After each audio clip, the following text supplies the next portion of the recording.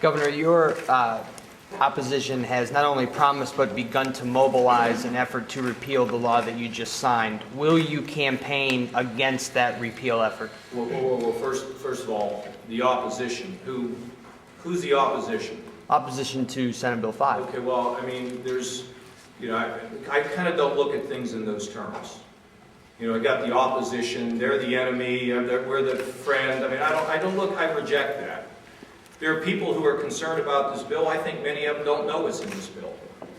There have been rumors out here that we're taking away people's pensions, we're cutting their salaries, we're destroying their health care. It's all false. And when people realize that our public government employees are going to be able to negotiate for wages and working conditions, and our safety forces will be able to have the equipment that they want. There was another red herring. There was never, ever the intent, and Tom Niehaus, who very rarely gets hot under the collar, was hot under the collar with the implication that we were not going to give our safety forces what they needed.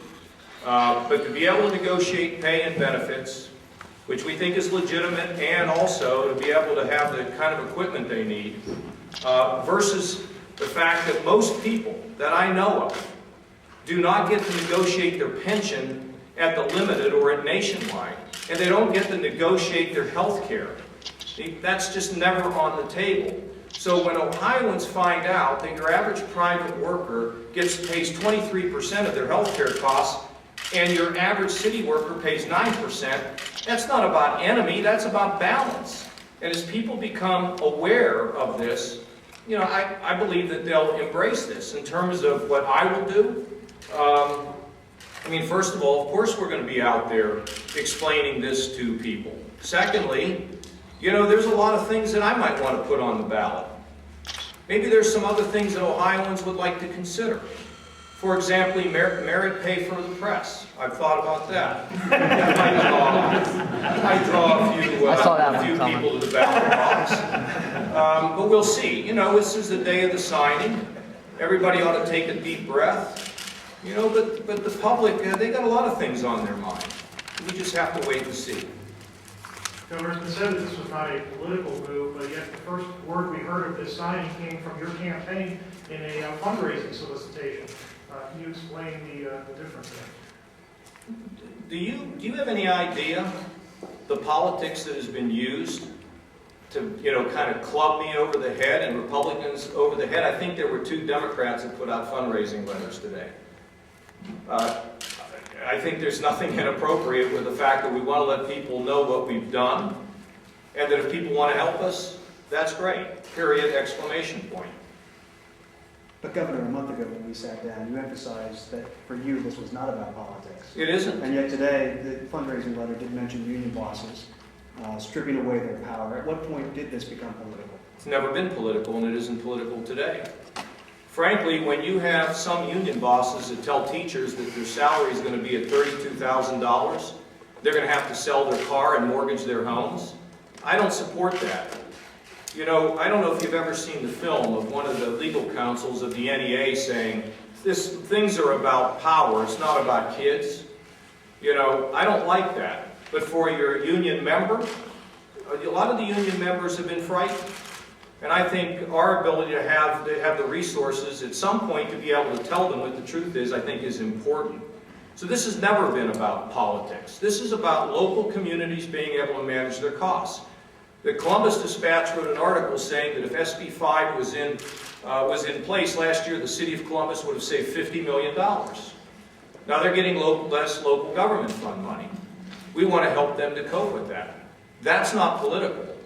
The fact is, we let people negotiate and bargain over wages and working conditions. I don't think when you went to Channel 10 that you got to negotiate over. Do you have a pension at Channel 10? Probably not. And you probably don't have much say about your health benefits. So this is a balancing between you. See, we're sticking up for you, Jim, really, at the end of the day. You don't have a pension, and you pay a lot for health. It's probably not very good. And we want to make sure that those who are government workers get balanced off against what you have to do. So that's all this is. Governor, you got a letter today from Ralph Nader suggesting that when you get done with the unions, that maybe you would take a look at the corporate welfare law. So he said you two work together when you were in Congress on this issue. Do you intend to also impose some restrictions on corporations and their incentives? Well, you know, we just clawed back from 11 companies almost $1 million who had received benefits from the third frontier. There was never an aggressive move to try to make sure that when we did something for companies, that we kept them to their word. And we made sure that they did what they said they would do when we gave them the money. So, you know, we've already been at work on that. And look, I have a long history of making sure that we have fairness, just like this bill represents fairness. When we see something that a corporation does that we think is an untold advantage, we'll take care of it. I mean, I was involved in closing loopholes on pharmaceutical firms that got, you know, benefits for being in Puerto Rico. I went against the program that gave insurance to General Electric to produce light bulbs in Poland. I mean, when we see it, we'll do it. But you know, the fact of the matter is today in Ohio is businesses have been under attack. And so we do not want to create an environment here like they have in California, like they have in Illinois, where businesses are going to say, we're going to continue to fly over Ohio. But let me tell you clearly, when we see something that we think is out of line and does not represent the taxpayers, you better believe we're going to move against it. Because that's what fairness is all about. And it was always great working with Ralph Nader, especially since he sang one of those songs he sang on Sesame Street in my office. I wish I would have had it on YouTube, and it would have been a big hit. Governor Kasich, a lot of people have said that, you know, you're talking about the folks who don't make as much, don't have the great retirement plan, don't have the great health care plan. And a lot of people would say, well, why don't you focus on getting the private sector to lift those up to the point of the public sector instead of taking the public sector down? Well, you see, first of all, we're not taking nobody's salary is being cut, nobody's pension is being taken away, and nobody's health benefits are being destroyed here, okay? Now, what about the private sector? See, in the private sector, they have these things called costs. And when they can't make their costs, they have a chance to go bankrupt. And they lose their money, and they try to balance off a workforce as opposed to what their costs are. Now, in the private sector, if you don't manage your costs, you go bankrupt. In the public sector, if you don't manage your costs, you raise taxes. Or, as the city of Mansfield is experiencing, they're racing towards bankruptcy right now. The mayor of Toledo wants this bill so he can manage his costs. This is not about dragging anybody down. This is about putting this state in a position of where we can attract jobs. How many times do I have to say we've lost more jobs in the last 10 years than California and Michigan? What is our choice here? To keep doing what we're doing? I inherited an $8 billion structural deficit because we had no management in this state. So what we're trying to say to a local government, if you want to give more pay raises, you can do it. But you have to do it within, we're not going to put a gun to your head and have a binding arbitrator come in and impose something on you that you can't afford. You know, we want the taxpayers to know what the fact-finding is. I mean, it's all about transparency. I've always been told here the press is all for transparency. So are we at the local governmental level. So this is not about dragging anybody down. In fact, it's about lifting people up. Because if we can control our costs in this state with the great things that we have here, we'll be more prosperous. And you know what? Those union families will be more prosperous. And maybe their children, when they graduate from college, will stay here rather than hightailing it somewhere else. One more question. Governor, you know that this bill prohibits legal strikes. Do you think illegal strikes may occur? And if they do, what should be government's reaction? Well, you know, there's a provision in here to fine people and dock their pay. You know, I don't think public employees really ought to strike. Now, we don't have the provisions in this bill are pretty clear. And if you decide to strike, somebody can let you go, or they can say to you, we're going to dock you with your pay. Now, the last big public employee strike I can remember is when Ronald Reagan told the folks at the air traffic controllers that they shouldn't be striking. And, you know, I think the public was probably with them. Look, I think Lou Blessing probably said it best.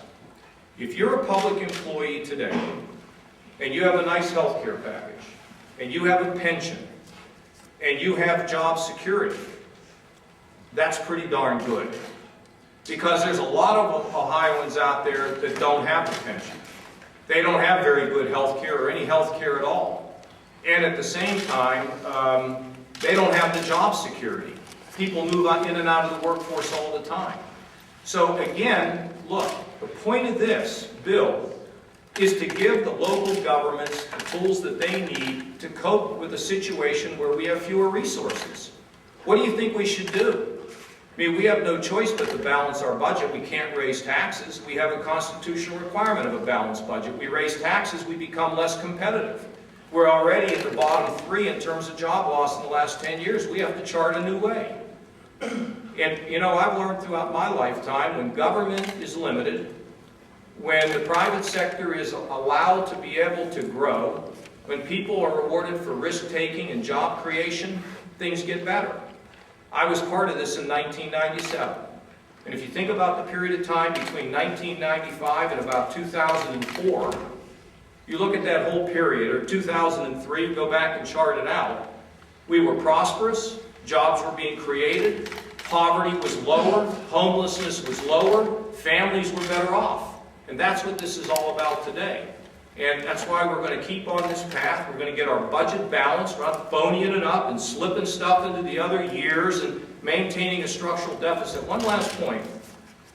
I was in New York last week. Met with the bonding houses. Bonding houses wanted to know 2 things. Is what you're doing sustainable? Because, you know, Ohio has a negative outlook. That's what the bonding houses say. First of all, is it sustainable? And secondly, how are you folks going to ever grow anything out there in Ohio? What's the game plan? So by setting us in a position of where we can have economic growth, we absolutely can grow our medical care industry. We can grow our energy industry. We can promote agriculture. We can restore manufacturing, all of those things. But they're going to happen when the table is set for people to come here and have a reason to be in Ohio. We're on the road and on the path to getting that done. Thank you all very much.